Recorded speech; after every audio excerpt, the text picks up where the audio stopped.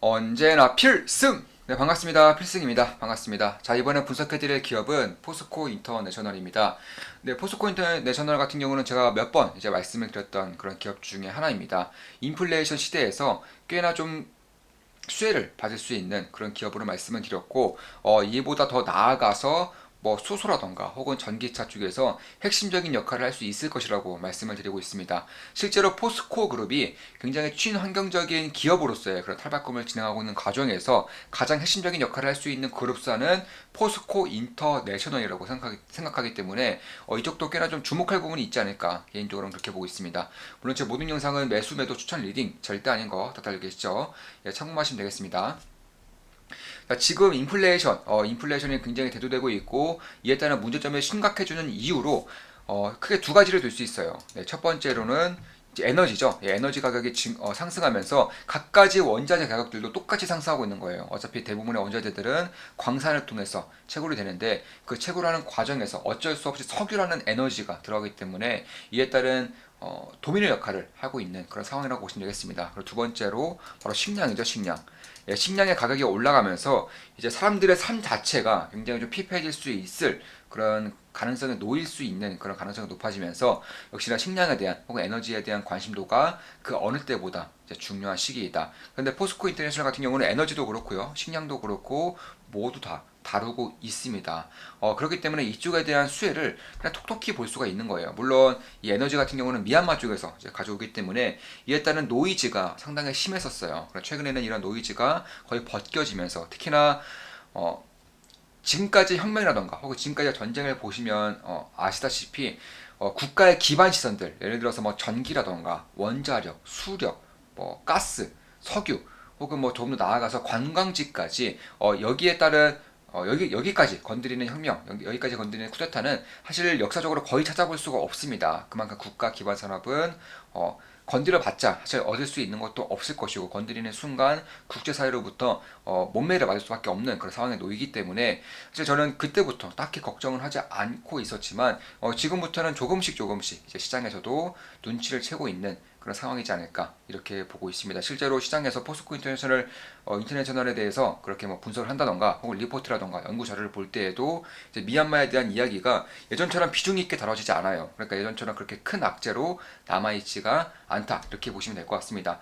결국엔 철강 가격이 상승하면서 원유 가격이 상승하면서 철강과 에너지 쪽에서 굉장히 호실적을 내고 있고 사실상 미얀마의 가스 사업에 대한 그런 투자금 회수가 조금씩 밀리면서 이쪽에 대한 불확실성은 여전히 있지만 그럼에도 정상적으로 가동이 되고 있고 이에 따른 투자금 회수가 본격적으로 이루어질 경우에는 몰아서 완전히 좀 미뤄졌던 것이 몰아서 실적에 대한 반영이 저는 될 수 있을 것이라고 보고 있습니다. 일단 당연히 이제 무역 상사 기업들의 특징 중에 하나가 바로 현금 창출 능력이에요. 현금이 굉장히 좀 꾸준히 들어오는 그런 기업이기 때문에 사실 이런 것들을 봤을 때에도 괜히 워런 버핏이 일본의 상사 기업들에 투자한 게 아니죠. 결국 인플레이션 시대에서는 에너지라던가 혹은 철강이라던가 식량에 대한 헤게모니를 쥐고 있는 기업들이 당연히 잘할 수밖에 없는 상황이고 이와 더불어서 대규모적인 인프라 투자를 앞둔 상황이기 때문에 무역 상사 기업들에 대한 수요라던가 무역 상사 기업들이 받을 수 있는 수혜 정도가 꽤나 커지고 있다는 것은 조금씩 시장에서도 깨달아가지 않을까 개인적으로는 그렇게 보고 있습니다. 무엇보다 그뿐만이 아니죠. 사실상 포스코 인터내셔널이 지금 가장 얘를 올리고 있는 사업 중에 하나는 바로 전기차예요. 전기차 구동 모터 쪽에서 당연히 국내 점유율 1위이고 사실 포스코에서 밝히기에는 일단 작년 기준으로 이제 매출액이 거의 1조 원 가까이 나오고 있어요. 매출액이 이제 1조 원 이상 나오고 있고 그뿐만이 아니죠. 이제 영업이라던가 이런 것들 봤을 때에도 그리고 2025년까지 최소 5천억 이상을 전기차 부품으로만 이제 내겠다 이렇게 밝히고 있습니다.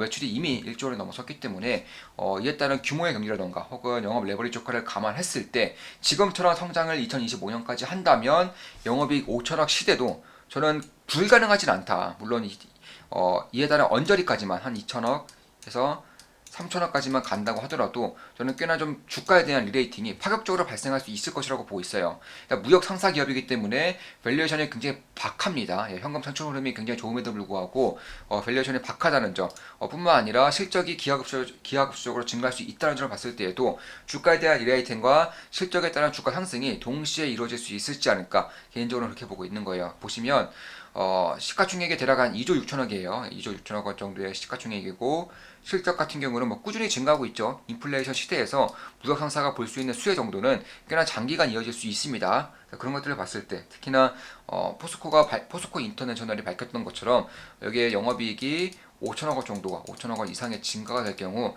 당연히 지금과는 차원이 다른 특히나 지금까지는 무역 상사로서의 역할을 했다면 이 5천억 같은 경우는 전기차 부품에서 하고 있기 때문에 이에 따른 것들도 결국에는 이 실적에 따른 실적 증가에 따른 주가 상승과 밸류에이션 모멘텀도 꾸준히 바라볼 필요가 있지 않을까 개인적으로는 그렇게 보고 있습니다.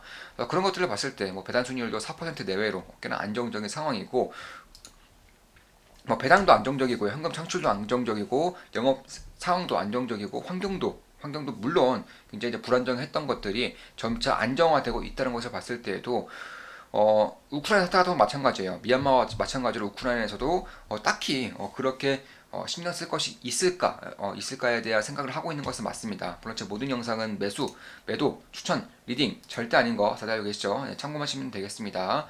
따라서 그런 것을 봤을 때 특히나 최악의 상황에서는 이제 해외 계좌를 통해서 이제 이에 따른 뭐 투자금이라던가 수익금을 회수할 수 있을 것이라고 밝히고 있기 때문에 그런 것을 봤을 때 결국에는 지금의 그런 사업 안정성 그리고 미래에 갔을 때 이제 전기차라던가 수소 연료 전지에 따른 그런 신산업에 대한 성장성들도 저는 지금부터는 꾸준히 좀 염두를 해둘 수가 있지 않을까 이렇게 보고 있는 겁니다. 실제로 포스코 인터내셔널 같은 경우는 전기차 구동 모터뿐만 아니라 수소연료 전지의 이제 분리판을 생산하고 있습니다. 당연히 대한민국에서 주요 기업 중에 하나로 이제 커나가고 있는 것이고 아직까지는 수소연료 전지 산업이 그렇게 활성화되고 있지 않기 때문에 이쪽은 굉장히 조용해요. 다만 신재생 에너지가 가지고 있는 그런 특성상 수요와 생산 그리고 생산을 하고 나서 에너지를 이동시킬 때에 터무니없이 에너지 효율성이 떨어지기 때문에 이런 것들을 저장한다던가 혹은 이런 것들을 옮길 때 수소라는 에너지, 암모니아냐는 에너지가 충분히 활용될 수 있다는 점을 봤을 때에도 저는 수소연료 전지 혹은 수소에 대한 산업 성장성이 매우 밝다라고 보고 있어요. 그냥 밝은 것도 아니고 매우 장기간 밝을 것이라고 저는 개인적으로 생각하고 있습니다. 이에 따른 것도 당연히 텔레그램방에 꾸준히 분석을 해드리고 있고요. 따라서 지금까지 굉장히 노이즈가 있었던 것은 맞지만 이런 노이즈가 점차 해결이 되고 있다는 점 그리고 글로벌적으로 뭐 철강이라던가 혹은 원유 더불어서 곡물까지 굉장히 호황기가 점차 다가오고 있고 장기간 이어질 것이라는 점에서도 포스코 인터내셔널이 가지고 있는 현금 창출 능력이 한 단계 더 뛰어오를 수 있다는 점 이런 것들을 봤을 때 특히 무엇보다 신산업에 대한 뭐 구동모터라던가 뭐 전기항판이라던가 혹은 수소연료 전지에 대한 분리판 이런 것들을 봤을 때에도 영업이익률이 단 1%라도 증가할 경우 실적이 폭발적으로 증가할 수 있는 그런 재무제표를 가지고 있어요. 지금 보시면 영업이익률이 2%가 안 돼요. 이에 따라서 신산업을 통해서 영업이익률이 단 1%라도 증가한다면 실적이 50% 이상 폭증하는 결과를 나타냅니다. 그런 것들을 봤을 때에도 이러한 기업들은 특성이 실적이 갑자기 좋아져요. 네. 실적이 꾸준히 좋아지면서 개인들이 투자할 수 있는 기회를 주는 것이 아니라 실적이 뜬금없이 갑자기 좋아짐으로써 급등하는 경우가 많습니다. 그래서 지금부터 꾸준히 좀 관심을 가지고 지켜볼 수 있는 그런 기업 중에 하나가 되지 않을까 이렇게 보고 있는 겁니다. 사실 포스코 기업 그룹에서도 이제 2025년까지 이제 수소를 7만 톤 이상 생산하겠다고 밝혔는데 이 7만 톤 이상의 수소를 태양광이라던가 풍력으로 생산하는 것이 아니라 LNG를 통해서 생산하는 겁니다. LNG를 통해서 생산하겠다고 밝혔기 때문에 이 LNG의 납품은 당연히 포스코 인터내셔널에서 하는 것이고 새로운 수요차라던가 새로운 실적차가 이제 나타나는 것이기 때문에 굉장히 안정적인 그런 실적에 대한 성장성을 앞으로 장기간 보일 수 있지 않을까 이렇게 보고 있는 겁니다. 자, 지금까지 포스코 인터내셔널과 전기차 구동 모터라던가 부품, 수소연료전지에 대한 분리막이라던가 뭐 곡물 LNG, 철강 시장까지 다 같이 좀 뭉뚱그려서 말씀을 드렸습니다. 자, 포스코 인터내셔널에 대한 이제 분석이었습니다. 다들 아시죠? 제 모든 영상은 매도, 추천, 리딩 절대 아닌 거 다들 아실 겁니다. 예, 참고하시면 되겠습니다. 자, 이것으로 방송 마치겠습니다. 지금까지 필승이었습니다. 좋은 분석, 좋은 기업 분석으로 찾아뵙겠습니다. 필승!